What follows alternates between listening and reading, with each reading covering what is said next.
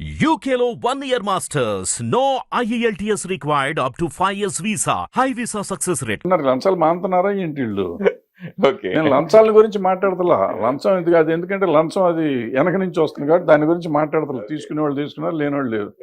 నేను అనేది ఏంటంటే ఈ ముందు నుంచి వచ్చేవి ఉన్నాయి, ఈ వీళ్ళు త్యాగం చేయాలి కదా. నన్ను త్యాగం చేయమంటున్నావు నువ్వు. నేను బిజినెస్ చేసుకునేవాడిని, నేనేమి దీనికి రావట్లా. నాకు వచ్చే ప్రతి రూపాయి నేను సంపాదిస్తే టికెట్ కొంటే టికెట్ మీద వచ్చే రూపాయిలో 10 పైసలే ప్రొడ్యూసర్కి వస్తుంది. అంటే ప్రొడ్యూసర్ పిచ్చోడా? ఓ హీరోకి 100 కోట్లు 200 కోట్లు ఇస్తానికి అతను ఎన్ని 10 పైసలు వసూలు చేసుకుంటే అతను డబ్బు వస్తుంది? అంత కష్టమైన వ్యాపారం చేస్తూ ఇతనికి 100 కోట్లు ఇస్తున్నాడంటే అది ఎంత ఆలోచించిస్తాడు? అంత పిచ్చోడే ఇవ్వడు కదా. మరి అటువంటి వ్యాపారం చేస్తున్న వాళ్ళని ఇక్కడ నువ్వు ఏమీ చేయకుండా ఎలక్షన్లో గెలిచిపోయి మా సొమ్ముతో మిమ్మల్ని ఉద్ధరిస్తామని చెప్పి వచ్చి మొత్తం ఫ్రీగా తీసుకుంటూ దేశాన్ని దోసుకు తింటా ఉంటే మిమ్మల్ని గురించి మేము మాట్లాడాలా, మమ్మల్ని గురించి మీరు మాట్లాడాలా? ఓకే. ఎవరు మాట్లాడాలి?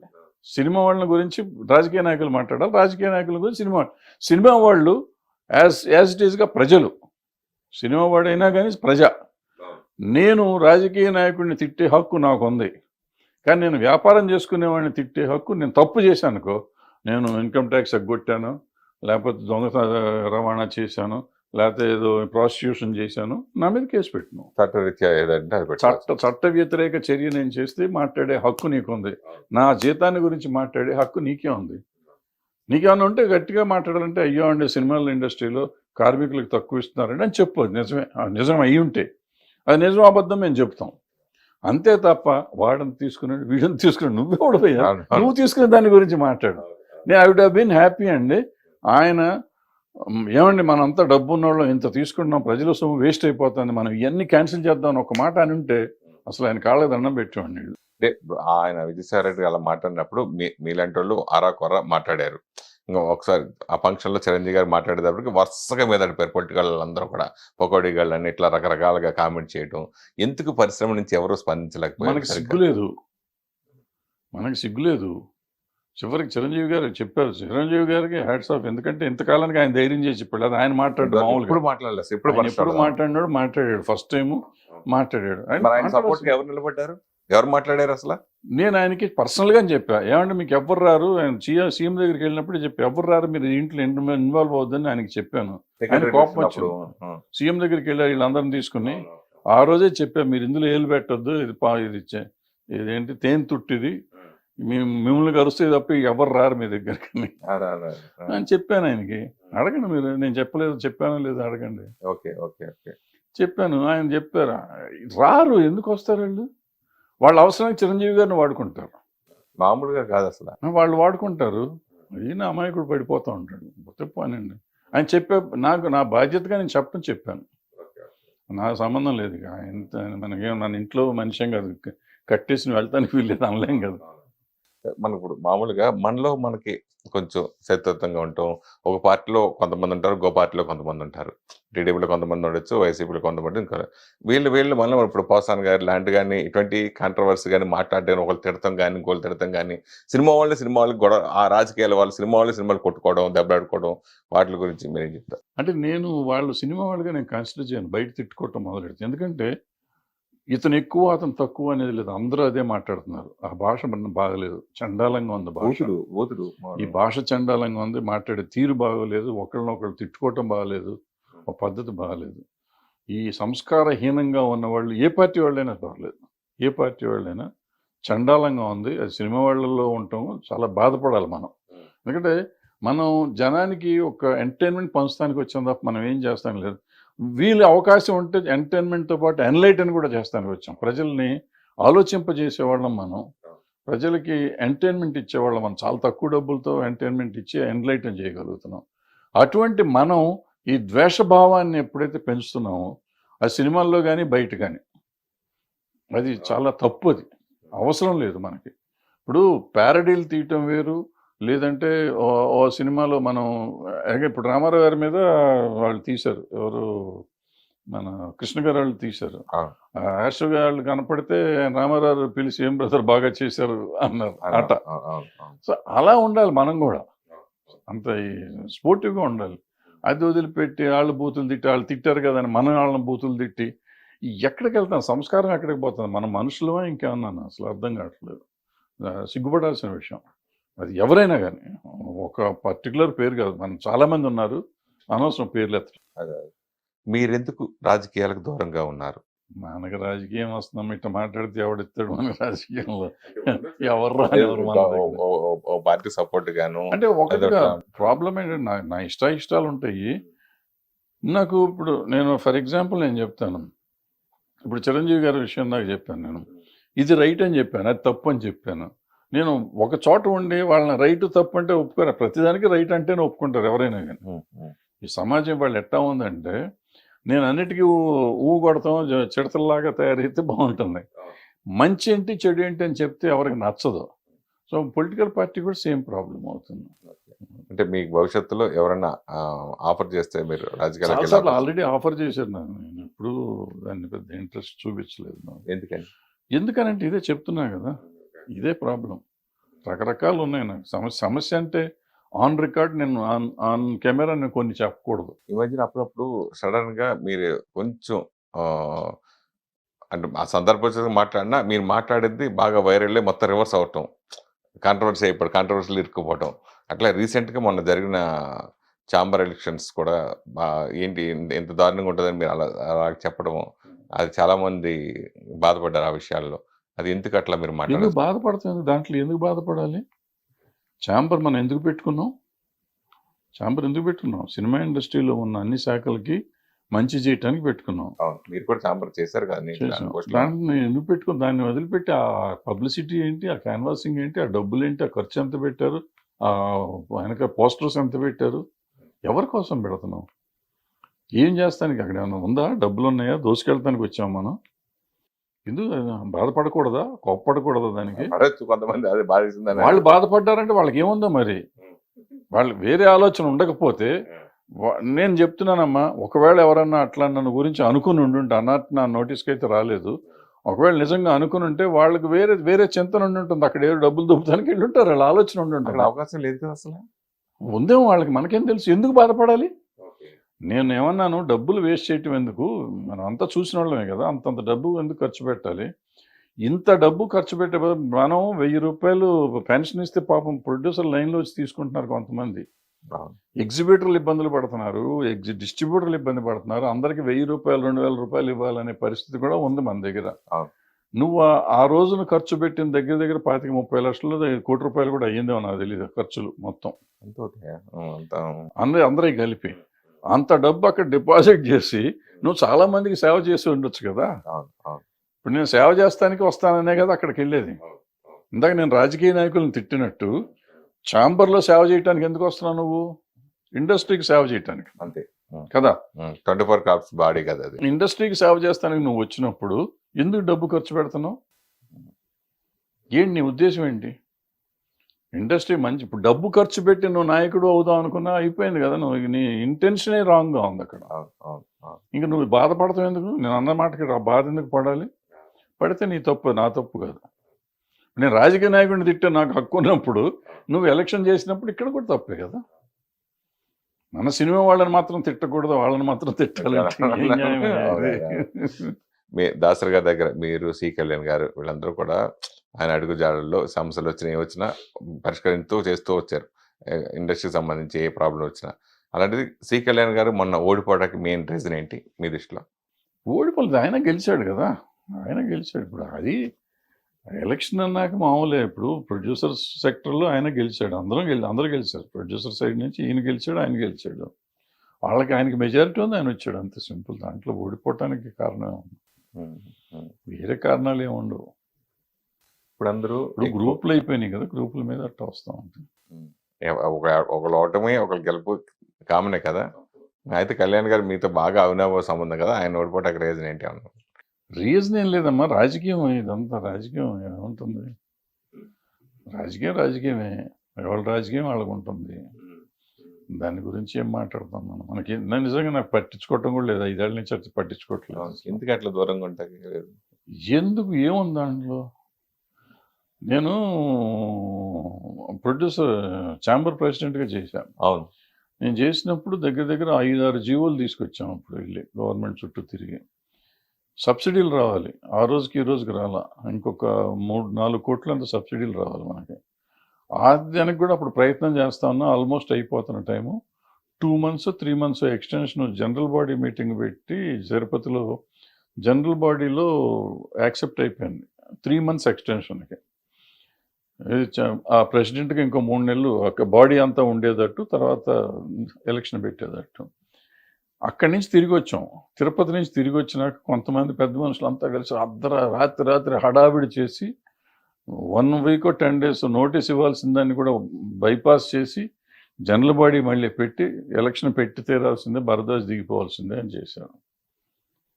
సరే నన్ను దింపేశారు. నన్ను దింపితే నాకు ఊడిందేం లేదు, నాకు పోయిందేమన్నా ఉందా? పోనీ సబ్సిడీ తెచ్చారు, ఈ రోజుకి రాలా. ఓకే, పాపం చాలా మంది అలా బలైపోయారు. 40 మందికి రావాలి 3 కోట్లు. ఇప్పుడు ఒక ప్రొడ్యూసర్ గారు వెళ్ళి కోర్టుకి వెళ్ళి ఆయనకు ఆర్డర్ వచ్చింది. 52% ఆంధ్ర గవర్నమెంట్, 48% తెలంగాణ గవర్నమెంట్ ఇవ్వాలని. ఆ జీవో చూసినాక నేను ఒక స్టేట్మెంట్ ఇచ్చి, ఈ రోజు వరకు ఎవరు ఇవ్వాలా, ఇంకా ఎవరు మాట్లాడతలా. నేను 3 సార్లు చెప్పా దీని గురించి.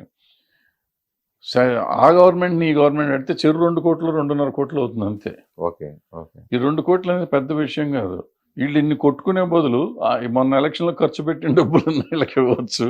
లేదనుకుంటే ఆ సీఎం దగ్గరికి ఈ సీఎం దగ్గరికి వెళ్ళి డబ్బులు ఇప్పించవచ్చు. 2 కోట్లు వాళ్ళకి పెద్ద అమౌంట్ కాదు వాళ్ళ గవర్నమెంట్కి. ఓకే.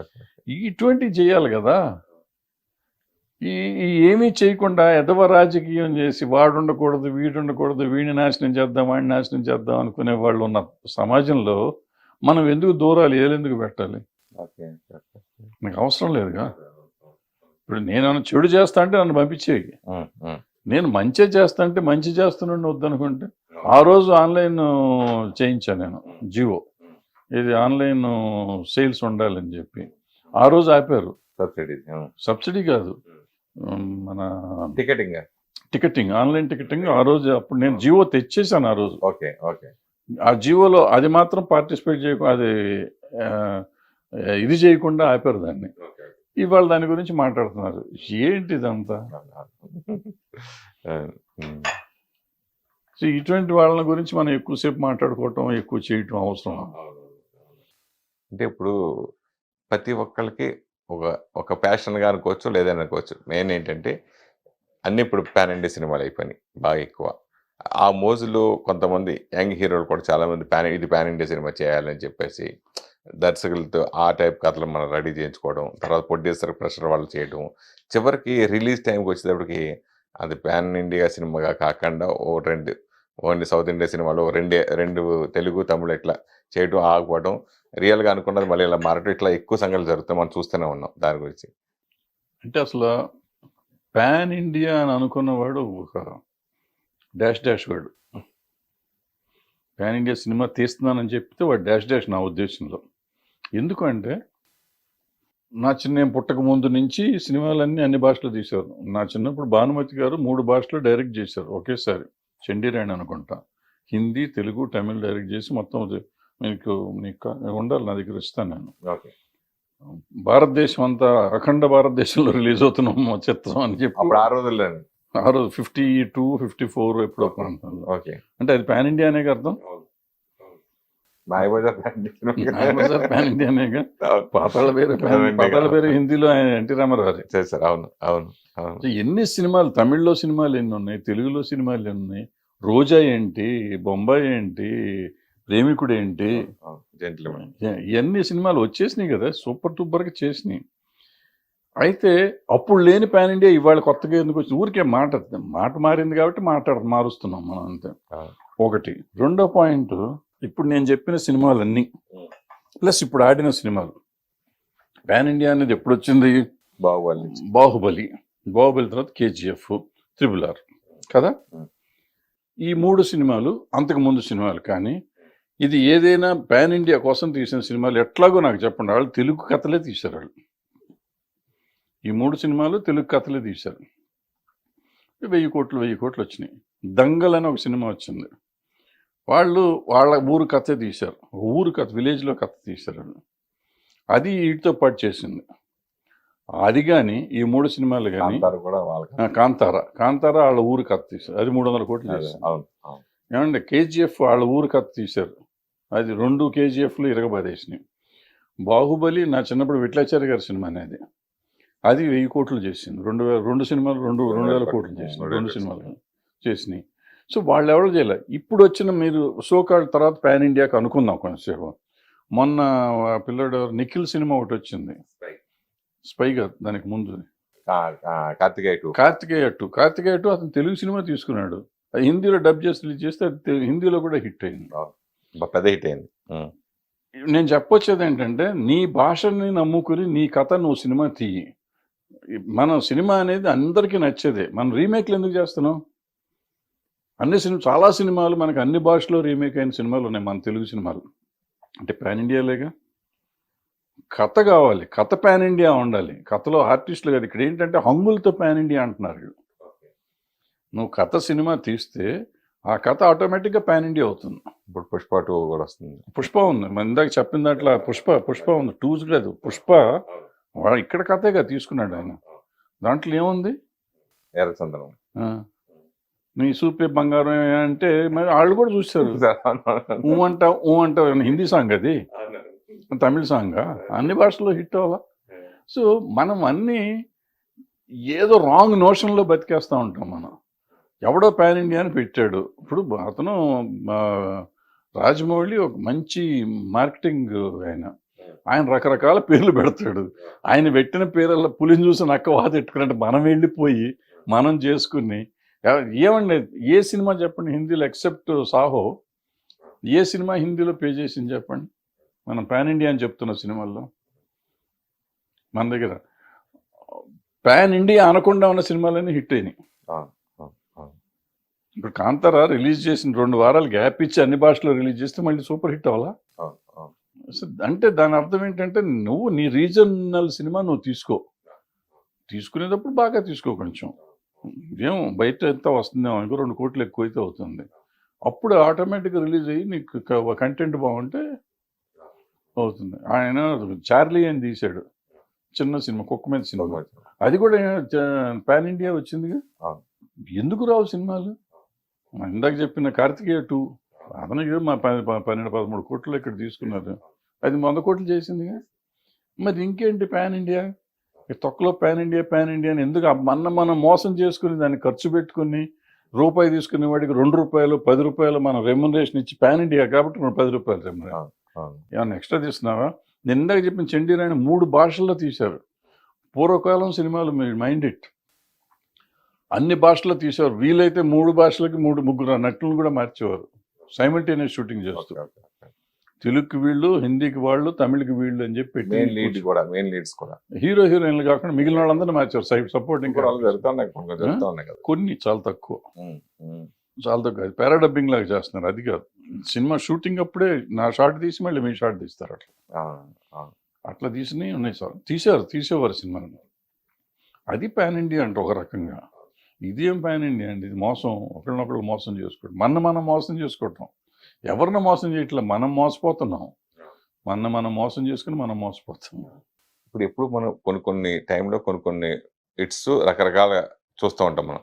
కానీ ఈ సంవత్సరం పర్టికులర్ వచ్చేసరికి బలగం చిన్న సినిమాగా రిలీజ్ అయ్యి పెద్ద హిట్ అవ్వటం, ఇప్పుడు సామాజ వర్గమన, ఇప్పుడు బేబీ సినిమాలు, ఇలా మీరు కూడా చిన్న సినిమాలుగా చేసిన సినిమాలు పెద్ద సక్సెస్ కొట్టారు చాలా సినిమాలు. సో ఇప్పుడు ఈ సంవత్సరంలో ఈ 3 సినిమాల గురించి మీ అనాలిసిస్? ఏం లేదు, ఇప్పుడు సామాజ వర్గమన చక్కగా ఫ్యామిలీ సరదాగా ఉంటుంది, మొత్తం ఫ్యామిలీ కూర్చొని చూడొచ్చు, ఫుల్ ఎంజాయ్మెంట్ సినిమా ఆడింది. బలగం లాంటి సినిమా అసలు ఆలోచించే ఆలోచనే లేదు. అతను ఇప్పుడే కాదు, 5-6 ఏళ్ల కింద 7 ఏళ్ల కింద వేణు కాదు దిల్ రాజు ఆ సినిమా తీశాడు. దిల్ రాజు శతమానం బావితే తీశాడు, నేషనల్ అవార్డు కొట్టాడు. అదే సినిమా ఆ రోజునే వచ్చింది కదా సినిమా. ఫ్యామిలీ, అది అవుట్ అండ్ అవుట్ ఫ్యామిలీ. ఆ రోజున అది చేయలేదు కాబట్టి వాళ్ళు చేసి ఉంటే అది నా ఉద్దేశంలో అది కూడా పాన్ ఇండియా సినిమా అయ్యి ఉండేది, చేయలేదు అది. So family subject. ఇప్పుడు ఇది వచ్చేటప్పటికి ఫ్యామిలీ, అది ఆ రోజున సూపర్ హిట్ అయింది. ఆ తర్వాత ఇది మళ్ళీ ఫ్యామిలీ సబ్జెక్ట్ వచ్చింది. ఇది కొత్త ఆర్టిస్టులను పెట్టి మొత్తం తెలంగాణలో ఉన్న ఆ చావు మీద వచ్చే ఇది ప్రతి ఇంట్లో జరుగుతుంది. తెలంగాణలోనే కదా, ఆంధ్రాలో కూడా అదే జరుగుతుంది. ప్లస్ మీకు అక్కడ చక్కగా కాకి సెంటిమెంట్ పెట్టి అంటే నీళ్ళు మనం అందరం కలిసి ఉంటేనే మనం ఓ నమ్మకం కాకి ముట్టుకుంటాం. ఎందుకంటే మన వాళ్ళ ఆత్మ శాంతించాలంటే వాళ్ళ కోరిక నెరవేరాలి, చచ్చిపోయే ముందు కోరిక నెరవేరాలి. ఆ కోరిక ఏంటంటే అందరూ కలిసి ఉండాలి. చాలా అద్భుతమైన కాన్సెప్ట్. సో ఇప్పుడు మనం అందరం కొట్టుకుసేస్తున్నాం, రోజు తెల్లారులేస్తే కొట్టుకోవటమే కదా. కలిసి ఉండాలని చెప్తే సంభవ్ ఎక్కడో కనెక్ట్ అయ్యారు పబ్లిక్. ఎందుకంటే మన ఇళ్లలో ఎవరన్నా చచ్చిపోగానే మన ఆస్తుల కోసం కొట్టుకోవటం ఇవన్నీ మామూలు రొటీన్ కథలే. అది చూసేసరికి ఎవరికాడికి ఒక చిన్న షాక్ వచ్చింది. లేకపోతే ఆంధ్రాలో ఆడతాం ఏంటి, తెలంగాణ సినిమా కదా, ఆంధ్రాలో ఎందుకు ఆడింది, ఆంధ్రాలో సూపర్ హిట్ కదా అది. సో అట్లా అది వచ్చింది. ఈ తర్వాత బేబీకి వచ్చేటప్పటికి ఇవాళ సమాజంలో జరుగుతుంది, ఈ అమ్మాయిలు ఏమి రెక్లెస్గా ఉంటున్నారు అనేదాన్ని వాళ్ళు కళ్ళకి కట్టినట్టు చూపించినట్టు అనిపించింది. వాళ్ళకి అనిపించింది. అది రైటా తప్ప అని డిస్కషన్కి వెళ్తే అది వేరే సంగతి. వాళ్ళకి అనిపించింది, వాళ్ళు చూసేసారు, విపరీతంగా ఎగబడి చూసేసారు. ఫ్యామిలీతో వెళ్ళి చూసే సినిమా అనిపిస్తుంది అసలు. అదే మామూలు చూస్తున్నాక ఇంక మనం ఎవరిలో అండి కామెంట్ చేయటానికి. ఇప్పుడు నాకు నచ్చిన చూసేస్తున్నా కానీ అది కరెక్టా తప్పు అంటే 100 కోట్లు అయిపోయింది. మన ఇప్పుడు నువ్వు తప్పు అయితే ఏంటయ్యా అంటాడు. మనం తప్పు అన్నాం అనుకో, అయితే ఏంటి జనం చూస్తున్నారు కదా. రామారావు గారు ఏమన్నాడు, జనం మెచ్చిన సినిమా అన్నాడు. మనం ఇప్పుడు నేను అద్భుతమైన సినిమా తీసా చూడలా, ఇంకేముంది. గుడ్ సినిమా ఉండటం కాదు, గుడ్ సినిమా కాదు, జనం చూసే సినిమా. అప్పట్లో పైరసీ వస్తుంది, సినిమా ఇండస్ట్రీ అయిపోయింది, లేదంటే వీడియోలు ఇలా కాపీ పడుతున్నాయి, ఇట్లా ఇప్పుడేమో ఓటీటీ వచ్చేస్తుంది, సినిమా క్లోజు, ఇలా అనుకునే టైంలో ఇలా సినిమాలు సక్సెస్ అవడం అనేది ఇంకెందొచ్చిన సినిమా అనేది ఎప్పుడు బతికే ఉంటుంది అంటారా? 100% బతికే ఉంటుంది. ఇప్పుడు నేను ఫర్ ఎగ్జాంపుల్ కార్తికేయ 2 చెప్తాను. కార్తికేయ 2 నేను ఇట్లా టీవీలో చూసి నేను ప్రొడ్యూసర్కి ఫోన్ చేశాను, నాకు ఎట్టగిన సినిమా చూపించాను. థియేటర్ల కోసం ట్రై చేశాను. ఇప్పుడు ఈ బలగం ఇవన్నీ వచ్చినాక ఏంటంటే సినిమా ఓటీటీలో రిలీజ్ అయినాక కూడా థియేటర్లో రన్ అవుతుంది. అప్పుడు అది రన్ అవ్వాల, రిలీజ్ అయిన రోజే చూశాను. నెక్స్ట్ తీసేశారంట అది ట్రై చేస్తూ. ప్రొడ్యూసర్ ఫోన్ చేసి, బాబు నాకు సినిమా థియేటర్లో చూడాలని ఉంది. ఆ theatre experience is an experience, అది ఎప్పుడు పోదు. పోతే ఓ 10% 20% తేడా రావచ్చు. ఇప్పుడు ఆ 10% 20% కూడా నా లెక్కలో తేడా రానే రాదు. వీళ్ళు ఎవరో సినిమా చూసే బ్యాచ్ కాదు. మనం టీవీల్లోనే ఫేస్బుక్లో తిట్టేవాళ్ళు, ఇంటర్నెట్లో దాంట్లో పెడతాంటారు, అది ఇన్స్టాగ్రామ్ దేంట్లో పెట్టేవాళ్ళు, వీళ్ళు ఎవరో సినిమా చూసేవాళ్ళు కాదు. ప్లస్ హేట్రెడ్ గ్యాంగ్ వీళ్ళంతా. నాకు ఓ పలానా హీరో మీద దొబ్బుదేలు ఉంటే నేను పెట్టేస్తా, చెత్త సినిమా, చండాలపు సినిమా, ఇట్లా రాడ్ వేసాడు, తొక్కేసాడు, నా కొడుకులకి వీడు సొమ్మ, వీడు ఎవడండి రాడు దింపాడు, తోలు దింపాడు. ఇప్పుడు జనం లేకపోతే రిజెక్ట్ చేస్తున్నారు, నెక్స్ట్ డే రిజెక్ట్ చేస్తున్నారు సినిమా. ఆ రాడ్ దింపాడో బోర్డు దింపాడో నువ్వు ఎందుకు చెప్పాలా? ఒకళ్ళొక హీరోలు ఒకళ్ళు పడకుండా ఒకటి హీరోలు బంగారం లాగా ఉంటారు. హీరోలు బాగానే ఉంటారు అంటే నేను ఫ్యాన్స్ అభిమానులు ఒక హీరో అంటే ఒక అభిమాని పడకుండా కొంచెం అట్లా చేయడం వల్ల ఈ మధ్యన వచ్చిన సోషల్ మీడియాలో అసలు సినిమా రిలీజ్ మార్నింగ్ షోకే ఇదివరకు మనకి రివ్యూలు రాసినప్పుడు రివ్యూలు మనం తిట్టేవాళ్ళు, కొంతమంది ఇండస్ట్రీ తరపు నుంచి నేను మాట్లాడేది, ఏంటి ఇట్లా రాసేస్తారు సినిమా అవ్వకుండా 2 రోజుల తర్వాత 3 రాయాలని ఇట్లా అనుకునేవాళ్ళు. కానీ ఇప్పుడు అసలు ఎవరి కాల్ రివ్యూ చెప్పేస్తున్నారు చూసిన తర్వాత, అరచేతుల్లో చెప్పాడు, సోషల్ మీడియా బాగా పెరిగిపోవడం, ఆ సినిమా అంత ట్రోలింగ్ చేసేయడం. ఎవరు పట్టించుకోరు నా ఉద్దేశం. అది ట్రోల్ చేసినా ఏం చేసినా సినిమా బాగుంటే ఎవడేం చేయడు, ఎవడేం చేస్తాడు. ఫర్ ఎగ్జాంపుల్ ఇందాక బేబీ సంగతి మీరు ఎత్తారు. బేబీ మీ గురించి బూత్ సినిమా అన్నోళ్ళు ఉన్నారు, పనికిరాని సినిమా అన్నోళ్ళు ఉన్నారు. మరి దాన్ని ఆగిందా? అది ఆగుతుందా? ఆగదు, ఏ సినిమా ఆగదు. బాహుబలి ఏముంది, ఏమో విట్లచారి సినిమా అన్నారు, మరి ఆగిందా? 2.5, 3 కూడా ఇచ్చినవి ఉన్నాయి దానికి. త్రిబుల్ ఆర్ ఏముంది సినిమా అన్నారు, మరి ఆగిందా? 1000 కోట్లు చేసింది. ఇవన్నీ మనం అనవసరంగా భ్రమపడతాం అనమాట. మనకిష్టం లేకపోతే దాన్ని 100 అంటాం. నాకు నచ్చి ఉండకపోవచ్చు త్రిబుల్ ఆర్, తప్పలేదు, నా ఇష్టం, నేను టికెట్ పెట్టుకున్నాను, నాకు నచ్చకపోవచ్చు. బట్ దాని గురించి రాడు తోటకూర నువ్వు టెక్నికల్గా చెప్పు, నాకు ఈ సినిమా ఇలా ఎందుకు బాగాలేదని నువ్వు చెప్పు, తప్పులేదు. అది నీ ఇష్టం, నీ అభిప్రాయం, డబ్బులు పెట్టుకున్నావు కాబట్టి. అది కూడా అవసరం ఏంటి, నీకేం పని లేదా? శుభ్రంగా అమ్మ నాన్న చదివించారు, ఉద్యోగం చేసుకుంటున్నావు, చదువుకుంటున్నావు, ఉండగా దీంట్లో పెట్టి ఇది రాడురా, ఇది బోర్డురా, నీకెందుకు ఇది అవసరమే ఉంది? If it is a profession, నేను క్రిటిక్ని, నాకు ఇదే పని అన్న తప్పులేదు. క్రిటికల్గా చెప్పండి, తప్పులేదు. ఇప్పుడు సినిమాటోగ్రఫీ అమెండ్మెంట్ దాని గురించి ఎక్కువ 1954 యాక్ట్ కొంతమంది యాక్సెప్ట్ చేస్తారు, కొంతమంది ఇట్లా అన్నారు. మన దిల్ రాజు గారు కూడా అది మంచిదే మంచిదని మోదీ గారు కూడా అభినందించి చెప్పడం ఇది. అది మంచిదంటే ఏముంది దాంట్లో, వాళ్ళు శిక్షా స్మృతి పెంచాం అన్నారు. మనకి ఆల్రెడీ 3 ఏళ్ళు మనకి ఎక్కువ కోర్టు కూడా పెట్టించాం. అప్పట్లో శ్యాంప్రసాద్ రెడ్డి గారు వీళ్ళంతా కష్టపడి పాపం కోర్టు కూడా పెట్టారు దానికి. ఇండియాలో ఎక్కడా లేదు, ఇక్కడ ఉంది. ఇప్పుడు కోర్టు పని చేయట్లేదు అనుకోండి. సో ఇట్లాంటివి చేసాము, పెట్టారు. దానివల్ల ఎంత లాభం ఉంటుందనేది కావాలి. చట్టాలు చేయటం ముఖ్యం కాదు. ఇప్పుడు ఇక్కడ జరిగినప్పుడు నిర్భయ చట్టం తెచ్చారు. నిర్భయ చట్టం తెచ్చి నిర్భయ కేసే 7 ఏళ్ళు పట్టింది. ఏముంటుంది, ఏం వస్తున్న కేసు, మనం చట్టం మార్చినందువల్ల మనకి ఎంతవరకు మార్పు వస్తుంది అనేది ఆలోచించాలి. ప్రతి చట్టం మంచిదే, ప్రతిదీ ఎవరు చేసినా ఎవరు చెడు ఉద్దేశంతో చేస్తారని నేను అనుకున్నాను. బట్ దాన్ని ఆచరణలోకి ఎలా తీసుకురాగలం, ఆచరణ యోగ్యమా ఆమోదక యోగ్యమా అనేది చూసుకోవాలి. ప్లస్ ఇంకోటి ఏంటంటే, సినిమాల గురించి ఎప్పుడన్నా చట్టాలు తీసుకుంటే సినిమా వాళ్ళని కూడా కన్సిడర్ చేయాలి. ఎవరో ఒకరిని, ఆర్గనైజేషన్స్ ఉన్నాయి కదా, ఎవడు ఇష్టం వచ్చినట్టు అటు తీసేసి చేసేస్తుంటే. అందువల్ల కాపీరైట్ యాక్ట్ చేశారు. కాపీరైట్ యాక్ట్ ఏంటంటే, ఇప్పుడు నేను సినిమా తీస్తున్నా, నేను ఒక కథ తీసుకున్నా, కథలో ఒక సిచ్యువేషన్ తీసుకుని దానికి ఒక పాట రాయిస్తాను. అంటే సిచ్యువేషన్ నేను ఇస్తున్నా, పాట నేను ఇస్తున్నా, మ్యూజిక్ డైరెక్టర్ డబ్బులు ఇస్తున్నా, రైటర్కి డబ్బులు ఇస్తున్నా, ఆర్కెస్ట్రాకి డబ్బులు ఇస్తున్నా. కానీ హక్కు నాది కాదు. పాట మీద హక్కు నాది కాదు. పాట మీద హక్కు ఎవరిదో రైట్స్ కొనుక్కున్న వాళ్ళదంట. దానికి ఇప్పుడు నేను నా ఫిల్మ్ నగర్ క్లబ్లోనో లేకపోతే మన ఆఫీస్లో పండగ ఏదైనా ఫెస్టివల్ చేసి నా సినిమా 100 days ఫంక్షన్ చేసి నేను పాట పెట్టుకుంటే నేను వాళ్ళకి వచ్చి డబ్బులు ఇవ్వాలి. ఇది ఎక్కడ కూడా నేను ఇన్ని కోట్లు ఖర్చు పెట్టి నేను సినిమా తీస్తే నేను సిచ్యువేషన్ ఇవ్వకపోతే ఆయన పాట రాసింది నేను కొనుక్కుంటే అనుకోవచ్చు. డబ్బులు ఇచ్చేది అక్కడ వెస్టర్న్ కంట్రీస్లో ఉండేది. వెస్టర్న్ కంట్రీస్లో ఏంటంటే ప్రైవేట్ ఆల్బమ్స్ అన్ని, వాళ్ళకి సినిమాలో మ్యూజిక్ లేదు. మనకి సినిమాలో పార్ట్ మ్యూజిక్. ఇప్పుడు మనకి ఎంత దరిద్రం అంటే, మనం సినిమా తీస్తే ఆడియో కంపెనీకి ఇచ్చేస్తే ట్రైలర్ వేసుకుంటానికి, ట్రైలర్లో యూట్యూబ్ రైట్స్ మనవి కాదు, ట్రైలర్ వాళ్ళు వేయాలి, మన వేస్తానికి వీలు లేదు. ఇది ఎక్కడ సినిమా ట్రైలర్ వేసుకుంటానికి కూడా హక్కు లేని దౌర్భాగ్యపు స్థితిలో ఉంది మనం. మరి మీకు డబ్బులు ఇస్తున్నారు కదా ఎవరు? ఆడియో కంపెనీ కొనుక్కున్న వాళ్ళు. ఇవ్వద్దు మనీ, మీరు అమ్ముకోకుండా ఉంటే మీకే ఉంటుంది కదా. అట్లా కాదు, నాకు డబ్బులు దేనికి ఇస్తున్నారమ్మా?